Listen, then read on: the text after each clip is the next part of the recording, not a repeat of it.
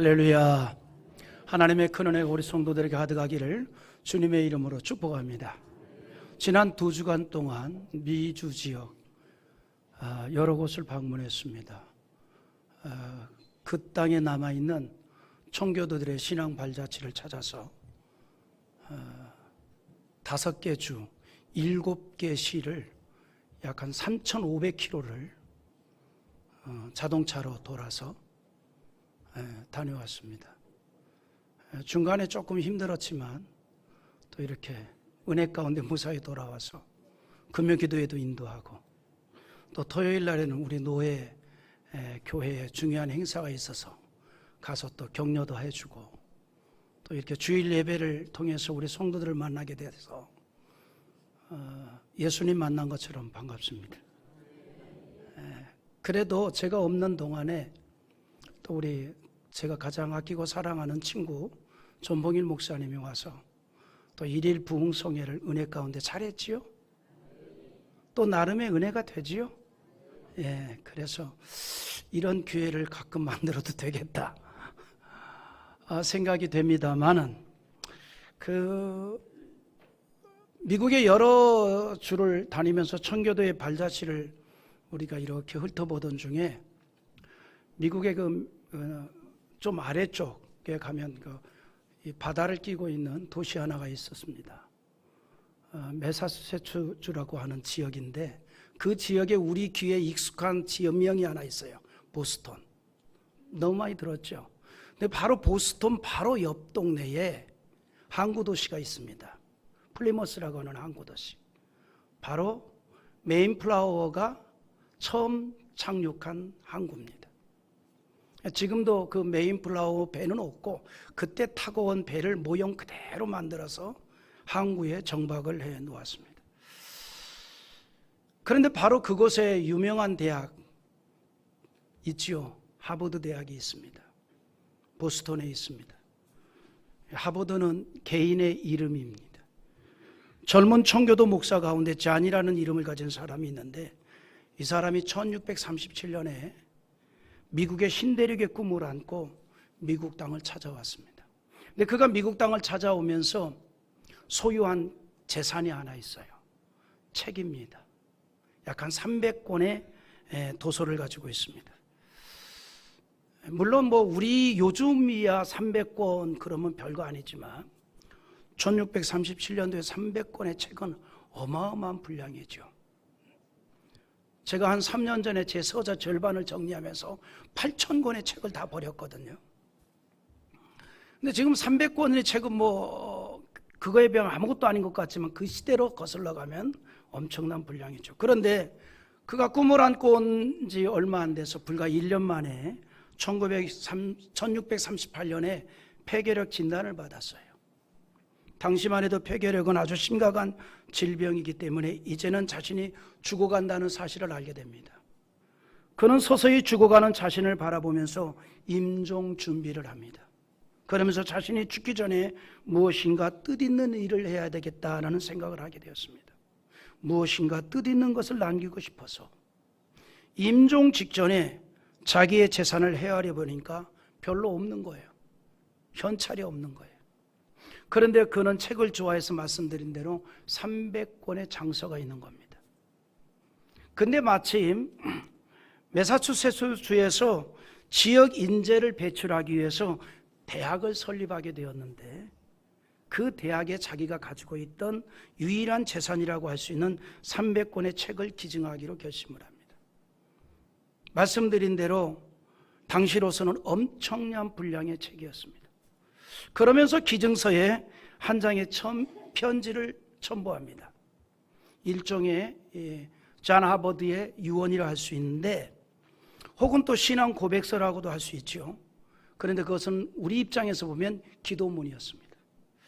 그가 쓴 기도문에 헌정서를 빌려서 쓴 기도문이 내용이 이런 겁니다. 나는 이 땅에 꿈을 안고 찾아왔습니다. 나는 좀 더 신학을 공부하고 싶었고, 좀 더 법률도 공부하고 싶었고, 또 과학도 공부하고 싶었습니다. 훌륭한 신학자, 훌륭한 법률가, 훌륭한 과학자는 나의 꿈이었습니다. 그러나 주께서 나를 부르신 것 같습니다. 내가 이 땅에서 다하지 못한 꿈, 이것을 나의 후학들을 통해서, 후배들을 통해서 이루어질 것을 기대합니다. 내가 학교에 제공하는 이 책을 통해서 나는 훌륭한 신학자, 훌륭한 법학자, 훌륭한 과학자들이 이 대학에서 길러져 이 땅을 풍성하게 하고 인류에 기여하는 위대한 거인들이 나타날 것을 기대합니다. 이런 내용의 기도문을 첨부했습니다. 이 감동적인 헌정서를 받은 이 학교의 이사들이 깊은 감동을 받고, 그래서 그분들은 이제 이 젊은 목사 잔을 기념하기 위해서 그의 성을 따서 학교 이름을 바꾸기로 결정합니다. 뉴타운 칼리지에서 하버드 유니버시티로 바꾸게 되어 있는 거죠. 교명을 변경했습니다.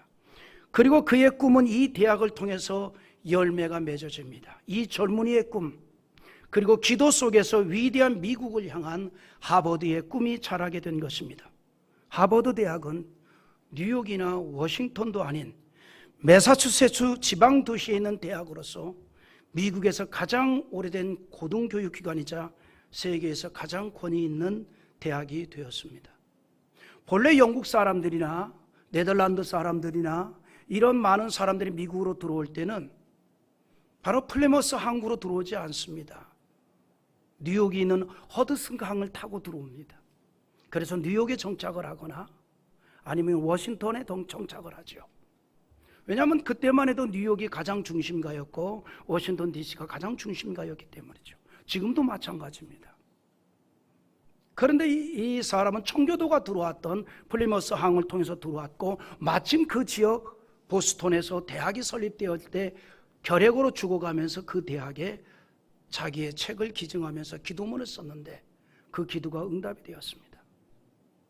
세계적인 도시 뉴욕도 아니고 워싱턴 DC도 아니고 어찌 보면 지방 도시가 이 하버드 대학 때문에 세계적으로 알려지는 지방 도시가 되었고, 거기에는 잔 하버드라고 하는 젊은이의 헌신이 있었고 기도가 있었다는 사실입니다.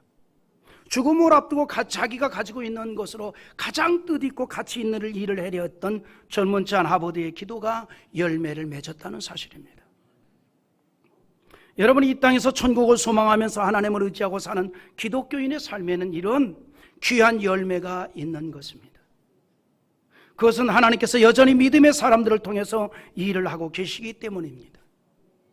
믿음의 사람들이 하나님의 거룩한 뜻을 이루는 일에 귀하게 쓰임을 받고 있습니다. 마치 큰 건물이 세워지기 위해서 벽돌 한 장 한 장이 사용이 되듯이 믿음으로 사는 기독교인 한 사람 한 사람이 거룩한 사역의 씨앗이 될 때에 귀한 열매가 맺어진다는 사실을 여러분 믿으시기를 바랍니다. 예수님께서는 겨자씨 비유를 통해서 그 같은 사실을 우리에게 깨우쳐 줍니다. 마태복음 13장 31절과 2절을 우리 한번 같이 읽어봅니다. 또 비유를 들어 이르시되 천국은 마치 사람이 자기 밭에 갖다 심은 겨자씨 하나를 같으니 이는 모든 씨보다 작은 것으로 돼 자란 후에는 풀보다 커서 나무가 되매 공중의 새들이 와서 그 가지에 깃들이느니라. 할렐루야. 예수님은 이 겨자씨 비유를 통해서 강조하신 것이 있습니다. 겨자씨는 작다는 것이고, 그러나 그 겨자씨는 자라난다는 겁니다. 겨자씨는 정말 매우 작습니다. 그렇다고 예수님께서 작은 것을 비유하기 위해서 겨자씨를 비유한 것만은 아닙니다. 만일 작은 것의 중요성만을 가르치려고 했다면 겨자씨 말고도 얼마든지 비유할 수 있는 것들이 많잖아요. 모래알도 작고 먼지도 작습니다. 그런데 굳이 겨자씨를 비유로 선택하신 이유가 있습니다. 겨자씨 속에는 모래나 먼지와는 달리 생명력이 있다는 사실입니다. 그래서 자라납니다. 자랄 수가 있다는 것, 그것은 생명이 있기 때문입니다. 예수님께서는 겨자씨의 생명력을 복음의 생명력에 비유했습니다. 복음을 받아들인 우리의 믿음이 이런 생명이 있고 열매가 있다는 사실을 여러분 믿으시기를 바랍니다. 믿음의 사람들은 작은 겨자씨를 보지 않고 그 속에 감춰져 있는 생명력을 보아야 합니다. 우리는 우리의 이 연약하고 정말 초라한 모습을 보는 것으로 그치는 것이 아니라 그 속에 우리 가운데 함께 하시고 나와 함께 하시는 주님을 볼 수 있기를 기대합니다. 그래서 우리가 인간적으로 볼 때에 한 알의 밀처럼 부족하게 여길지라도 나와 함께 하시는 하나님의 능력은 우리가 믿음으로 했던 작은 헌신을 통해서도 큰 열매를 맺도록 하신다는 사실을 여러분 믿으시기 바랍니다. 그것이 바로 오늘 우리에게 보여주고 있는 현실입니다. 하버드 대학의 그 결과입니다. 여러분, 나는 부족합니다. 나는 연약합니다. 마치 작은 겨자씨와 같습니다. 그러나 우리에게는 겨자씨 안에 생명이 있듯이 생명의 주가 되신 예수님이 계십니다. 그래서 나의 작은 헌신이라도 그것이 좋은 열매로 맺어진다는 것을 믿으시기 바랍니다. 그래서 주님의 교회를 유익되게 하고 누군가에게 유익되게 하는 인생이 될 수 있다는 겁니다. 여러분, 기독교인의 성공관이 무엇일까요? 기독교인이 과연 성공이 뭘까요? 세상 사람들하고는 다른 겁니다. 예를 들어서 저 시골에서 겨우겨우 밥이나 먹던 사람이 초등학교만 졸업하고 서울에 와서 사업을 해서 재벌 총수가 되었다 그러면 사람들이 이렇게 말합니다. 성공했다, 이렇게 말합니다. 그러나 성경에서 말하는 기독교인의 성공과는 그게 아닙니다. 주님의 교회를 유익되게 하고 누군가에게 유익되게 하고, 이것이 성경에서 말하는 성공입니다. 아무리 재벌 총수가 되었다 할지라도 성경에서 말하는 성공하고는 완전히 다른 길이라는 사실이죠. 기독교에서 말하는 신앙, 세상적인 것과 다릅니다. 모두에게 유익된 열매가 있어야 된다는 거죠. 죽음을 앞두고 자신이 가진 것을 가장 가치 있게 사용되기를 원했던 존 하버드의 헌신과 기도는 세계 최고의 대학 하버드를 남겼고, 그리고 그때로부터 계속해서 제2의, 제2, 3의, 제4의 하버드들이 나타나서 많은 사람들이 임종을 앞두고 자기의 재산을 가장 가치 있게 사용하는 데 기증을 하기도 합니다. 제가 아는 어떤 분이 정말 죽기 살기로 이민 가서 돈을 많이 모았습니다. 죽기 전에 변호사를 선임해서 상당 부분 재산을 법인을 만들었어요. 전 세계 GNP 7,000불 미만 지역에 있는 우수한 인재들이 미국으로 유학을 올 때 그 유학생들을 선발해서 지원하는 목적사업 법인을 만들었습니다. 얼마나 가치 있는 일인지 몰라요. 그 중에 큰딸이 하나 있는데 하버드를 졸업하고 미 의학연구소 연구원으로 있었는데 아무 생각 없습니다. 잘했다고 하는 말도 없고 못했다는 말도 없고, 또 둘째도 하버드 노스쿨을 졸업했는데 그 여자아이도 워싱턴, 뉴욕에서 국제 변호사로 활동하는 사람인데, 이 사람 한 사람만 배가 싸해가지고, 그래서 일정 부분이 이제 그쪽으로도 넘어가기도 했지만 가치 있는 일이잖아요. 존 하버드라는 사람의 이 헌신이 유명한 하버드 대학을 만들었고, 그리고 많은 사람들에게 도전을 주었어요. 정말 가비있게 사용될 수 있는 이 일의 모든 것을 드릴 수 있는 그 도전자들이, 그래서 이것이 미국의 저력이라는 겁니다. 여러분, 우리는 언젠가는 이 땅을 떠나야 합니다. 우리가 떠날 때 우리도 내가 가진 것으로 무언가를 남기고 갈 수 있기를 바라는데, 그 가운데 여러 가지가 있겠지만 우리는 무엇보다도 신앙적인 사명을 가지고 가야 할 것이 있습니다. 물러줘야 할 것이 있습니다. 그게 뭘까? 신앙입니다. 여러분, 다른 건 몰라도 우리가 이 땅을 떠나갈 때에 하나님을 중심해서 살았던 그 귀한 신앙을 남겨주고 갑시다. 신앙을 물려주고 갑시다. 그래서 제가 오늘 말씀의 제목을 이렇게 특별하게 잡았습니다. 바른 신앙 계승에 올인하자. 우리가 일평생 주님을 중심해서 주님의 몸된 제단 속에서 우리가 살았잖아요. 믿음 안에서 살았고 신앙으로 살았잖아요. 이걸 우리 다음 세대에 유산으로 물려주고 갈 수 있기를 기대합니다. 우리는 거룩하고 세상에 오염되지 않은 오직 하나님의 중심의 바른 신앙을 남기고 갈 수 있기를 위해서 기도하고 힘쓰기를 바랍니다.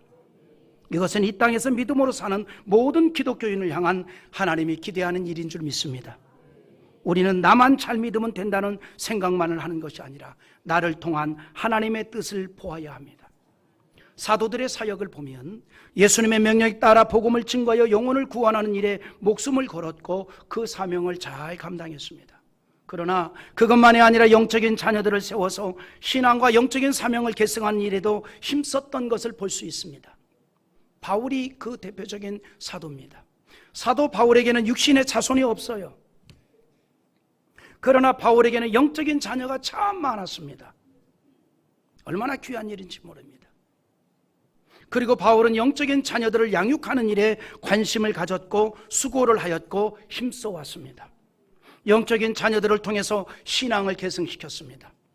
그 일은 바울의 생애 가운데 남길 수 있었던 가장 소중한 유산이었다라고 말할 수 있는 겁니다. 바울은 오늘 4절에서 이런 이야기를 합니다. 디도에 대해서 한 말인데 우리 한번 같이 읽어봅니다. 같은 믿음을 따라 나의 참 아들이 된 디도에게 편지하노니 하나님 아버지와 그리스도 예수 우리 구주로부터 은혜와 평강이 내게 있을지어다. 할렐루야. 바울은 디도에 대해서 뭐라고 표현했는가 하니 나의 참 아들 된 디도라고 표현을 합니다. 디도가 믿음으로 말미암아 자기의 참 아들이 되었다고 말하는 겁니다. 그러니까 바울은 육신의 자녀는 없지만 영혼의 자녀들이 참 많이 있었고 그리고 훌륭한 영혼의 자녀들이 많았던 거예요.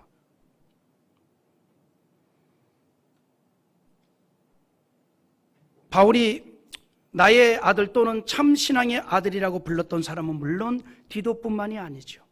그의 서신에 여러 사람을 그렇게 불렀다는 겁니다. 바울은 많은 사람을 상대로 복음을 전했습니다. 그렇게 복음을 전하여 교회를 세우면서도 특별히 몇 사람을 양육시켰고 그리고 자신이 특별히 신앙적인 영향을 끼쳤던 사람을 자신의 자녀라고 불렀습니다. 물론 이 땅에 육신의 자녀를 남기는 것도 귀한 일이지만 하나님 편에서 볼 때 더 귀한 일이 있습니다. 신앙의 자녀를 남기는 거예요. 믿음의 자녀를 남기는 일입니다. 바울에게는 그런 믿음의 아들들이 있었기 때문에 바울의 사역은 그의 사후에도 영광스럽게 계승될 수가 있었던 겁니다. 그런데 이것은 바울만의 모습이 아니라 우리의 모습이 되어야 하고 삶이 되어야 한다는 겁니다. 이렇게 믿음을 계승하는 것은 모든 그리스도인의 사명입니다. 바울은 복음을 전하면서도 항상 그의 마음에 불타는 사명감이 있었는데 믿음을 계승하는 일이었습니다. 어떻게 해서든지 이 믿음을 계승시켜야 되겠다. 오늘 우리에게 주신 말씀에서도 믿음을 계승하고자 했던 디도에 대한 바울의 기도와 부탁이 언급되어 있지요. 사도 바울은 자신을 가리켜 하나님의 종이라 이렇게 표현합니다. 예수 그리스도의 사도라고 부르고 있습니다. 1절 한번 읽어보겠습니다. 하나님의 종이요 예수 그리스도의 사도인 나 바울이 사도된 것은 하나님이 택하신 자들의 믿음과 경건에 속한 진리의 지식과 할렐루야. 하나님이 바울에게 주신 직분상의 특권에 대한 신앙 고백이 여기 담겨있는 표현을 합니다. 바울이 이 편지를 썼던 시대는 세계가 로마를 지배하던 시대입니다. 그 당시에는 노예가 많아서 심지어 기록에 의하면 로마에서는 노예의 수가 로마 시민의 4배나 되었다 그래요. 굉장히 많죠. 그만큼 노예가 많았던 때였습니다. 그리고 그 많은 노예들 가운데 다양한 일을 하는 많은 노예들이 있었으며 노예 가운데서도 누구의 종이었는가에 따라서 그들의 운명이 완전히 좌우됩니다. 가령 그 당시 가이사의 종이 되면 비록 종이었지만 다른 종들과는 달리 자긍심이 있었던 겁니다. 이런 시대적인 배경에서 바울은 자신의 신분에 대해서 뭐라고 얘기하는가 하니 나는 살아계신 하나님이요 역사를 주구장하는 하나님의 종이다 그렇게 표현합니다. 그러나 종이라는 말 자체는 그다지 유쾌한 말이 아니죠. 종은 자신의 자유를 빼앗기고 주인을 위해서만 존재하는 인생입니다. 그러나 바울은 기꺼이 자신을 종이라고 하였습니다. 물론 바울이 자신을 종이라고 말했을 때는 자기 비하의 의미로 생각했다라고 생각하지 않습니다. 오히려 바울은 대단한 자긍심을 가지고 자신을 하나님의 종이라고 자처를 합니다. 나는 하나님의 종으로 부르심을 입었다라고 한 것은 하나님에 대한 자신의 위치를 고백하고 있는 겁니다. 하나님의 종으로서 하나님만을 섬기고 그분의 뜻을 행하기 위해서 기꺼이 자기의 자유를 포기한 자다 이 말이에요. 나는 나의 삶을 포기했다. 나는 하나님을 위하여서 하나님의 종이 기꺼이 되었다 이 말입니다. 그러면서 바울은 또 예수 그리스도의 사도라고 말합니다. 예수님의 보냄을 받아 그분을 대신하는 사람이라는 겁니다. 모든 사람을 구원하시고 새롭게 하시며 장차 심판주로 오실 예수 그리스도의 보내심을 받아 그분을 대신하는 것을 바울은 특권이요 영광으로 여겼습니다. 우리로 말하면 이런 거예요. 주의 말씀 따라 사는 걸 영광으로 여기고 주의 복음을 전하는 것을 영광으로 여겼다 이 말입니다. 바울은 예수님 만난 사도가 된 이후 세상적인 모든 것을 다 배설물로 여겼습니다. 그러나 자신이 버린 세상적인 모든 것보다 더 귀하고 가치 있는 재산을 소유하고 있다는 사실을 자주 언급합니다. 바울은 그 재산 때문에 자신이 사도가 되었고 바울로 변해되었고 그리스도인이 되었고 한 걸음 더 나아가 하나님의 종이요 예수 그리스도의 사도라는 특권을 가지게 되었다라고 고백을 합니다. 그게 뭘까요? 첫째, 주님에 대한 믿음이었고, 둘째는 주님과 구원에 대한 지식이었고, 셋째는 영생에 대한 소망이었습니다. 나는 이걸 가졌다는 거예요. 그래서 내가 나의 모든 것을 다 배설물로 여겼을지라도 전혀 그것에 대해서 아까워하지 않는다는 겁니다. 전혀 그것에 대해서 고개가 돌아가지도 않는다는 겁니다. 그가 이런 얘기를 합니다. 1절과 2절 한번 또 읽어보겠습니다. 같이 봅니다. 하나님이 택하신 자들의 믿음과 경건하게 속한 진리의 지식과 영생의 소망을 위함이라. 할렐루야. 그런데 그런 세 가지를 말하면서도 바울은 철저하게 자신의 존재적 가치, 존재적인 것을 포기했다는 거죠. 바울은 자신만이 어떤 특별한 믿음을 가진 것이 아니라 이런 얘기를 합니다. 모든 사람에게 주신 믿음이라고 합니다. 모든 사람에게 주신 믿음. 하나님이 택하신 자들의 믿음이라고 그랬습니다. 여기에서 말하는 하나님이 택하신 자들의 믿음이라는 것은 개인의 생각으로 만들어진 믿음이 아니라 하나님의 백성으로 선택받은 하나님의 자녀들에게 하나님께서 주신 믿음을 말합니다. 모든 기독교인에게 주신 믿음이에요. 우리가 믿음으로 구원을 받았고 신앙생활을 하고 있고 이 믿음으로 살다가 천국에 들어가는 줄 믿습니다.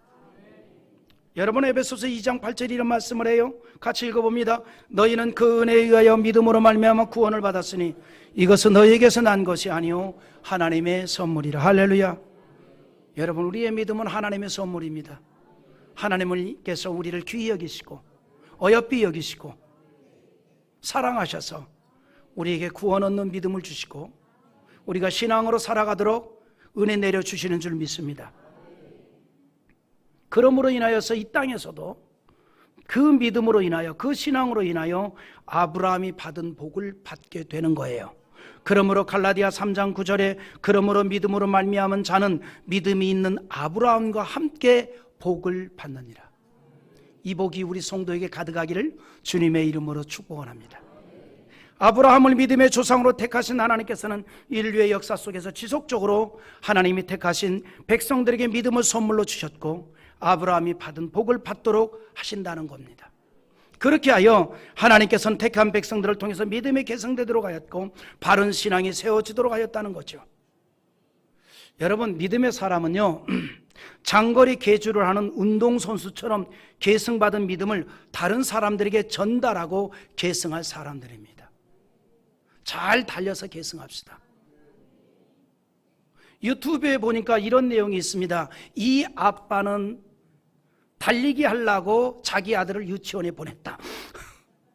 왜냐하면 유치원 아이들 체육대회를 하는데 부모들 계주가 있었나 봐요. 근데 얼마나 빨리 달리는지 몰라. 열심히 달려요. 여러분, 어떻게 보면요 우리는요 장거리 계주라는 운동선수처럼 누군가로부터 계승받은 믿음을 잘 간직하다가 다른 사람들에게 전달해야 될 사명을 받은 자들이에요.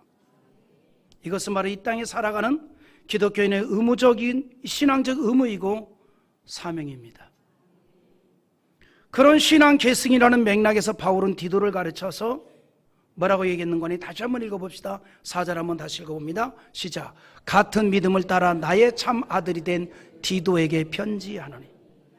그만, 바울은 디도에게 같은 믿음을 따라 나의 참 아들 된 디도라고 했습니다.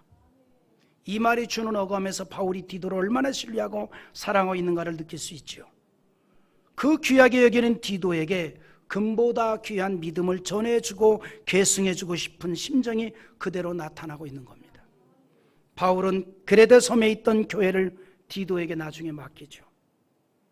바울은 디도를 신뢰했는데 이런 관계가 오래전부터 있어 왔습니다. 바울이 다메섹 도상에서 예수님을 만난 이후 드디어 본격적인 전도자로 등장하게 된 배경이 갈라디아 2장 1절에 기록이 됩니다. 거기에 디도의 이름이 등장하는데 14년 후에 내가 바나바와 함께 디도를 데리고 다시 예루살렘에 올라갔나니 그래요. 바나바는 바울의 과거를 변호해 주었고 그의 신뢰도를 보장해 준 사람으로 유명합니다. 그런데 이런 바나바 옆에 디도가 있었다는 거죠. 바울 서신에 나타난 디도는 신뢰할 만한 사람이었고 바울의 사역에 기쁨이 되는 사람이었습니다. 그래서 바울이 직접 디도로 인한 기쁨을 말하는데 고린도후서 7장 13절 한번 같이 읽어봅니다. 이로 말미암아 우리가 위로를 받았고 우리가 받은 위로 위에 디도의 기쁨으로 우리가 더욱 많이 기뻐함은 그의 마음이 너의 무리로 말미암아 안심함을 얻었습니다. 할렐루야. 디도는 실제적으로 바울에게 위로가 되었고 기쁨이 되어진 인물이었습니다. 어려운 일을 맡겨도 기꺼이 그 일을 기쁨으로 잘 감당했습니다.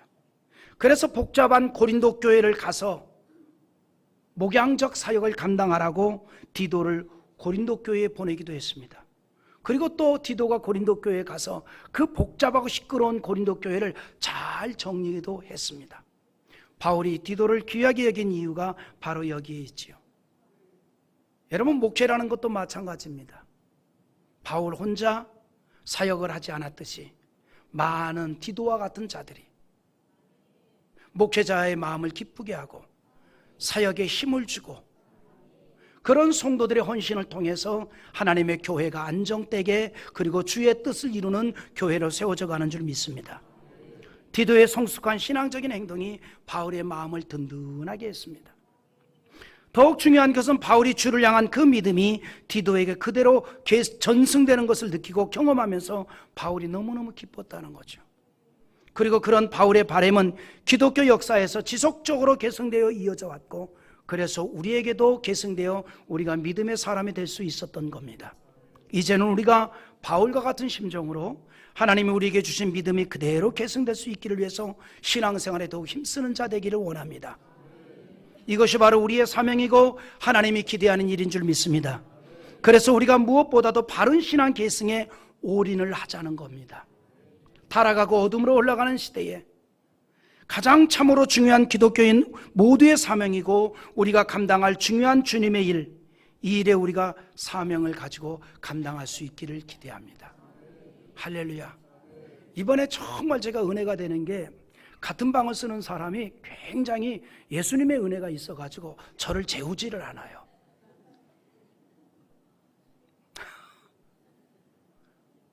그래서 거의 잠을 아예 안 잤어요. 그래 안 자면 뭐 하겠습니까? 그저 불 켜면 또 이렇게 깨일까봐 그냥 불도 못 켜고 제 노트북을 항상 해외 나가면 시간이 아까우니까 저녁이나 밤에는 노트북을 가지고 설교 준비를 하고 하는데 노트북을 화면 밝기를 제대로 밝게 해서 설교 준비도 하고 이거 미국서 설교 준비한 거예요. 주보도 미국서 다 해서 메일로 다 보냈습니다. 그게 은혜지요. 그래서 내가 그분 손을 잡고 고맙습니다. 뭔 말인지는 모를 거예요. 하나님은요 다 뭐든지 다 유익되게 하시는 분이에요. 어떤 경로를 통해서든 다 유익되게 하셔요.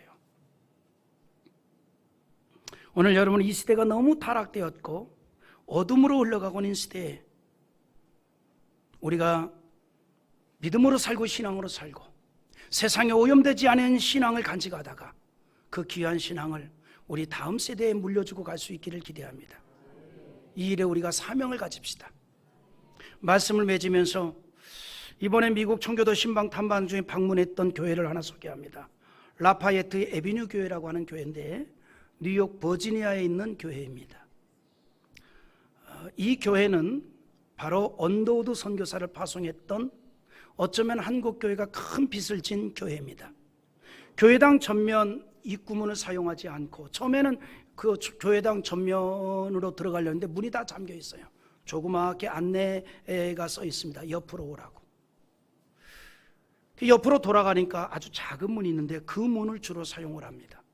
그 뒤쪽 작은 문으로 들어가니 부속실이 하나 있습니다. 이 부속실은 본당으로 연결된 부속실이에요. 그런데 그 부속실에 마침 성가대가 연습을 하고 있습니다. 연습. 조금 이따 올려주셔도 됩니다. 설명을 하고. 이 문 옆에 작은 오르간을 놓고 주의자가 오르간 연주를 하면서 성가 연습을 하고 있는데 15명 정도였습니다. 근데 놀라운 게 15명 정도가 연주를 하는데 150명 정도가 이 찬양을 하는 것처럼 우렁차게 찬양을 해요. 조금 있으면 제가 그래서 그 성가 연습하는 영상을 47초짜리 하나, 1분짜리 하나 이렇게 녹화를 했습니다. 마침 74세 되신 여자 수석 장로님께서 우리를 맞아서 교회에 대한 설명을 해 주었습니다. 지금 예배당이 대단히 오래돼서 200년 된 건물이니까 수리 중인데 비용이 너무 많이 소요돼서 거의 공사가 중단된 상태로 예배를 드린다고 그래요. 예상 금액이 350만 달러, 약 우리나라 돈 한 45억 정도가 필요하는데 그걸 그 교회가 감당을 못해요. 왜냐하면 그 부속실 의자를 제가 빠르게 쉬어봤어요. 나 그런 거 잘하거든요. 의자가 60개밖에 안 돼요. 전면에 성가대원 앉아있고 한 15명 정도가. 그러면 결국에는 그 교회 모이는 회집 인원수가 60명이 안 된다는 얘기죠. 그러니까 본당에서 예배를 드리지도 못하고 또 본당이 이제 수리하는 과정이기 때문에 그 작은 부속실에서 예배를 드리는 것 같아요. 1857년에 백인들을 중심으로 설립되었지만 굉장히 그 시대에서는 개혁적인 교회입니다. 나파예트 에비뉴 교회가 설립된 당시 미국은 노예 제도가 가장 중요한 사회 문제로 떠오를 때입니다. 흑인 노예들을 위해서 그런데 가장 앞장서서 나섰을 만큼 이 교회가 사회 문제에도 적극적이었어요. 1872년에 최초로 장로교 교단에서 여성이 설교를 한 교회이고 장로교에서 최초로 흑인에게 장로를 세운 교회입니다. 백인 교회입니다. 그리고 제2대 담임 목사로 부임한 크리스토 콜럼버스 목사가 1885년부터 해외 선교에 눈을 돌리고 조선의 선교사를 파송했던 교회. 그러나 현재는 명맥만을 유지하고 있는 현실에 너무너무 가슴이 먹먹하고 순간적으로 눈물이 나와서 견딜 수를 없었습니다. 이 교회는 최초로 여성이 설교한 교회였고 최초로 노예가 설교를 했던 교회였고 영혼 구원을 위해서 넓게 시도를 한 교회였습니다. 그 특징이 예배당 벽면이 많은 사람들의 그림이 그려져 있어요. 예수님 그림이 아니라 많은 사람들, 거기는 다양한 인종의 그림이 그려져 있습니다. 우리 교회는 백인 교회가 아니고 인류교회다. 인류교회다. 그래서 많은 인종의 그림이 그려져 함께 손잡고 나아가는 그림이 그려져 있습니다. 그러나 지금 그 교회는 교회 자체가 존립 위기에 처해 있을 정도로 적은 성도들이 모여 있습니다. 이런 현실을 보면서 마음으로 기도가 저절로 나옵니다. 다시 한번 다음 세대 신앙 계승에 대한 사명을 우리가 다짐하게 됩니다. 그래서 제가 가지고 있던 달러 중에 잔챙이 10달러, 5달러, 1달러, 20달러는 다 제외하고 50달러 이상 되는 모든 화장실 가가지고 지갑을 열어서 주머니 털어서 싹 털어가지고 A4 용지에다가 담아서 전달을 해주고 돌아왔어요. 헌금도요, 기회가 주어질 때 하는 겁니다. 가지고 있던 달러를 헌금으로 돌아오는 동안에도 계속해서 라파예트 에비뉴 교회의 안타까운 형편이 가슴을 아프게 했어요. 그리고 우리의 사명을 다시 생각하게 합니다. 50년 후, 100년 후 우리 창대교회를 생각해 봅시다. 나파의 에비뉴 교회 같은 모습이 아니되라는 보장이 없습니다. 우리가 정말 믿음 생활 잘합시다. 하나님 중심에서 신앙생활 합시다. 그리고 우리의 다음 세대에게 정말 좋은 신앙 물려줍시다. 이제 나파 에누 에비뉴 교회 사진과 성가대 연습 한번 영상을 한번 보겠습니다. 사진 한번 보여주시죠. 이게 본 건물입니다. 200년 이상 된 건물이고요. 넘겨보시죠. 제가 앞에서 폼 한번 잡았습니다. 저게 정문인데 정문 사용하지 않습니다. 정문은 사용하지 않고 이게 본당입니다. 그리고 본당 천정에 보면 저렇게 사람들의 그림이 쫙 있지요. 저게 모든 다양한 인종들, 그리고 천천히 저 본당 사진 한번 보시죠. 다양한 그림들이 쫙 있는데 전부 사람들이에요. 우리는 세계를 향한 교회다 이 말이죠. 주님의 사랑을 함께 품는다는 거죠. 그리고 이 벽에 이제 창문이 스테인드 글라스인데 전부 예술 작품입니다. 어떤 분이 그래요. 저거 하나 뜯어서 팔면은 수리비 나올 텐데. 그 이제 전부 예술 작품이에요. 그 전부 날짜가 다 적혀져 있는 작품입니다. 그것도 한번 넘겨보시죠.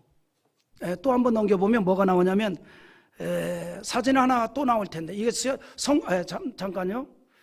그랜드 파이프 올겐 사진이 있습니다. 있습니까? 없으면 넘깁시다. 성가대 연습하는 이게 이제 성가대 연습하는 장면이고요.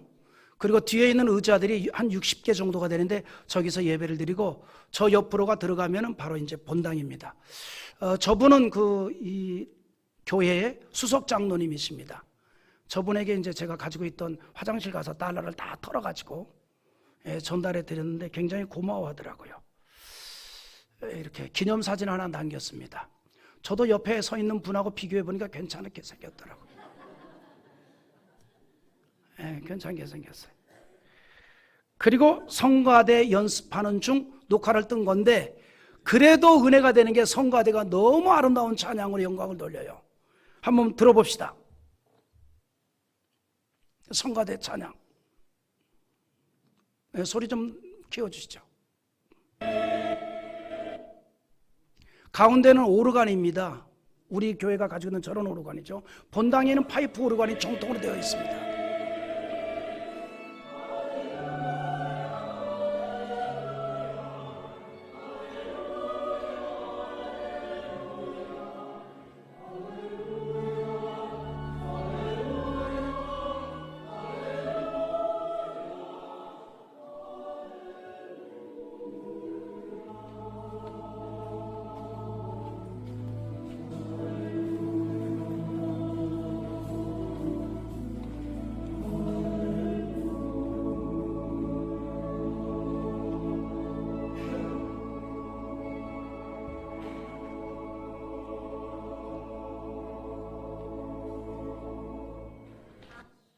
이게 47초짜리인데 1분짜리 한번 보실까요? 하나만 더 보시죠.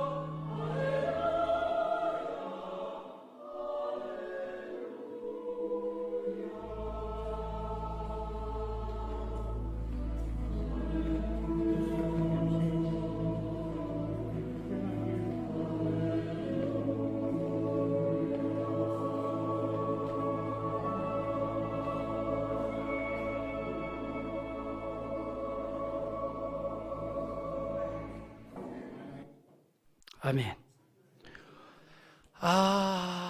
성도들은 얼마 안 되고 성가대원 몇 명 안 되는데 아름답죠. 저기에는 흑인도 계시고 백인도 있고 나이 든 분들도 계시고 우리는 이 교회를 통해서 지금 보아야 할 게 있습니다. 한국교회 형편도 보아야 합니다. 바른 신앙 계승을 위해서 기도하고 힘써야 합니다. 물론 이 나파 에비뉴 교회가 설립되어질 때 그 지역은 부유층들이 많이 사는 지역이었어요. 흑인들보다는 백인들이 많은 사는 지역이었어요. 근데 지금 그 교회는 백인들보다는 흑인이 많이 출석하고 그 지역 자체가 약간 가난한 사람들이 많은 사는 지역이 됐습니다. 어찌했건 150년 전 전 세계 선교사를 파송하고 한국 교회를 오늘이 있기까지 한 언더우드 선교사를 파송했던 영적 파워가 대단했던 교회였습니다. 그런데 지금은 대단히 교회 존립 자체가 어려울 정도로 약화되었습니다. 여기서 우리는 사명감을 느낍시다. 이를 위해서 다른 것 놔두고 내가 먼저 하나님을 중심하는 믿음의 삶을 살아갑시다. 신본주의 신앙, 교회 중심 신앙, 세상에 오염되지 않은 신앙. 그래서 우리의 다음 세대에 그 신앙을 물려주고 우리 창대교회가 예수님 오시는 그날까지 이 땅에서 귀한 사명 잘 감당하는 교회로 세워질 수 있기를 주님의 이름으로 축복합니다.